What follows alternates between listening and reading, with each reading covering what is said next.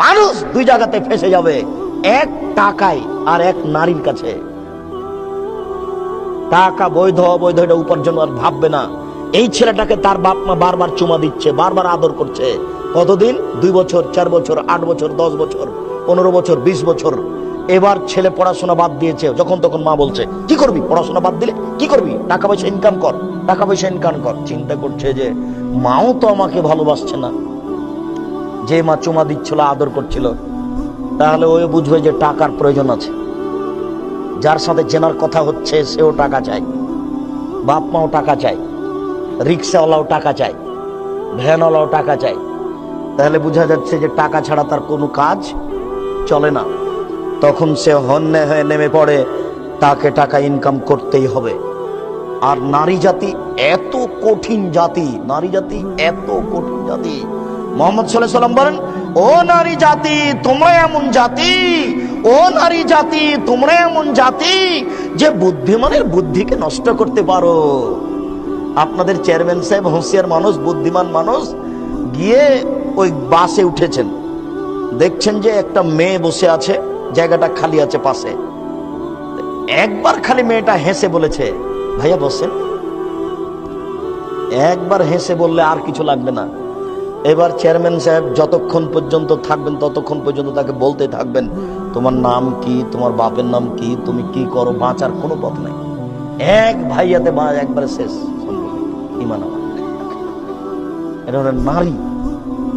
এমনি বলেননি রাসূলুল্লাহ সাল্লাল্লাহু আলাইহি ওয়াসাল্লাম, ইন্নাল মারাতা তুকবিলু ফি সূরাতি শায়তান ওয়া তুদবিরু ফি সূরাতি শায়তান। নিশ্চয় নারী শয়তানের বেশ ধরে আসে, নিশ্চয় নারী শয়তানের বেশ ধরে যায়, নিশ্চয় নারী শয়তানের বেশ ধরে আসে, নিশ্চয় নারী শয়তানের বেশ ধরে যায়। তিনি বলেন, ইন্নান নিসা হাওয়াইলুশ শায়তান। নিশ্চয় নারী শয়তানের জাল, নিশ্চয় নারী শয়তানের জাল, নিশ্চয় নারী শয়তানের জাল। তিনি বলেন, ইয়াকুমু দুখুল আলান নিসায়ে।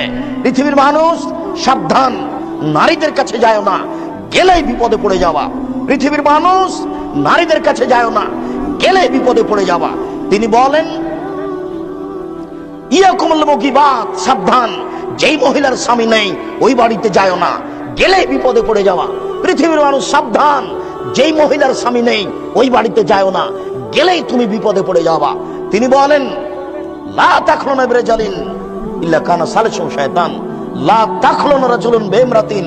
কোন নারী যেন কোন পুরুষের সাথে নির্জন একত্রিত না হয়, কোন পুরুষ যেন কোন নারীর সাথে নির্জন একত্রিত না হয়। নির্জনে একত্রিত হলেই তৃতীয় জন হবে শয়তান। খুব সাবধান। তিনি বলছেন, ফাত্তাকুদ দুনিয়া ওয়াত্তাকুন নিসা। তোমরা পৃথিবী থেকে বেঁচে থাকো, নারী থেকে বেঁচে থাকো। তোমরা পৃথিবী থেকে বেঁচে থাকো, নারী থেকে বেঁচে থাকো।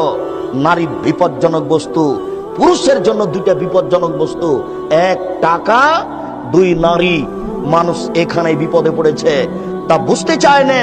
উপস্থিত বৈঠকের দু একজন মুসলিম বোন যারা হয়তোবা বক্তব্য শুনছেন, নাও শুনতে পারে, দু একজন যদি থাকেন, তাহলে হয়তোবা তিনি বলবেন, কি ব্যাপার আব্দুর রাজ্জাক সাহেব, আমাদের উপরে খেপে গেলেন নাকি? এত আমাদেরকে দুর্বল বলে গালি দিচ্ছেন কেন? জি না, আপনি আমার দিনী বোন, আপনাকে গালি দিব কেন? আরে আপনাকে তো খাদিজার মতো মনে করি, আপনার গালি দিয়ে আপনাকে নিন্দা করব কেন? আপনাকে তো খাদিজার মতো মনে করি। দেখেন দেখেন দেখেন, একটু আপনি একটু দেখেন। জিবরাইল আলাইহিস সালাম আমাদের নবীকে বলছেন, জিবরাইল আলাইহিস সালাম আমাদের নবীকে বলছেন, মুহাম্মদ ওই যে দেখেন খাদিজা আতাত বিকাবিন ফিহি ইয়াদাম। ও একটা বাটি নিয়ে আসছে। মুহাম্মদ ওই যে দেখেন, ওই যে দেখেন খাদিজা, ও একটা বাটি নিয়ে আসছে, তাতে তরকারি আছে। শুনুন, আসলে আপনি বলবেন, খাদিজা ইকরিউ আলাইকে আসসালামু রাব্বুকে। তোমার প্রতিপালক তোমাকে সালাম দিয়েছেন, জিবরাইল তোমাকে সালাম দিয়েছেন, আর তোমার জন্য একটা জান্নাতের কথা বলেছেন, যে জান্নাতে কোনো হইচই নেই, যে জান্নাতে হীরা মুক্তা মাণিক্য দ্বারা তৈরি। এই কথা বলে দেন বুখারী মুসলিম। খাদিজাকে সালাম দিয়েছেন আল্লাহ, এই কথাটা জিবরাইল আলাইহিস সালাম বলছেন। মুহাম্মদ ওই যে খাদিজা, ওই যে ওই যে বাটি হাতে করে আসছে।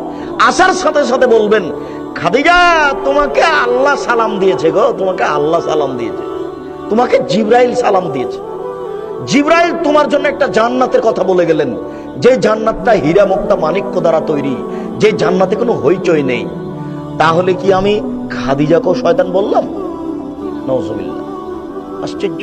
আপনার নিন্দা করব মানে আপনাকে খাদিজার মতো মনে করি, আপনাকে নিন্দা করবো কেন? আপনাকে আয়েশার মতো মনে করি। আয়েশা মানে দেখবেন এক মিনিট, আয়েশা মানে দেখবেন এক মিনিট, আপনাকে আয়েশার মতো মনে করি। আয়েশা রাদিয়াল্লাহু তাআলা আনহাকে আপনি এক মিনিট দেখেন। আয়েশা রাদিয়াল্লাহু তাআলা আনহা বলেন, আমার স্বামী যখন মারা গেল তখন তার কবর হলো আমার ঘরে, মুহাম্মদ সাল্লাল্লাহু আলাইহি সাল্লামের কবর হলো আয়েশার ঘরে। আয়েশা রাদিয়াল্লাহু তাআলা আনহা বলেন, আমি তখন ঘরে এমনিতেই ঢুকি। কেন? এটা আমার স্বামীর কবর। কয়দিন পরে এখানে কবর হলো আমার বাপের, তখন আমি স্বাভাবিকভাবে এমনিতেই ঢুকি ঘরে। কেন? এটা আমার স্বামীর কবর, এটা আমার পিতার কবর। কয়দিন পরে কবর হলো উমারের, উমর রাদিয়াল্লাহু তাআলা আনহু, তখন আমি আর এমনিতেই ঢুকি না, আমি মাথায় কাপড় দিয়ে নিজেকে গুটিয়ে নিয়ে কবরের পাশে যাই। একজন বেগানা পুরুষের কবর আছে, আমার লজ্জা হয়। এখানে একজন বেগানা পুরুষের কবর আছে, আমার লজ্জা হয়।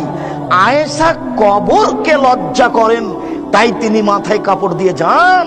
আর আপনি একজন মাস্টার ডিগ্রি পাস মহিলা এখন বসে আছেন মাথায় কাপড় না দিয়ে, আপনাকে বলবো না মানে? আপনি বলেন কি? আপনি তো বেহায়া, আপনার কোনো লজ্জা নেই। আপনাকে বলতে এসেছি শুধু রাজশাহী থেকে, আপনার পরিবর্তনের জন্য এসেছি। আপনার লজ্জাবোধের দাবি রাখি, আপনার লজ্জাবোধের দাবি রাখি, আপনার লজ্জাবোধের কামনা করি। আপনার পরিবর্তনের জন্য এসেছি, আপনাকে বলবো না মানে?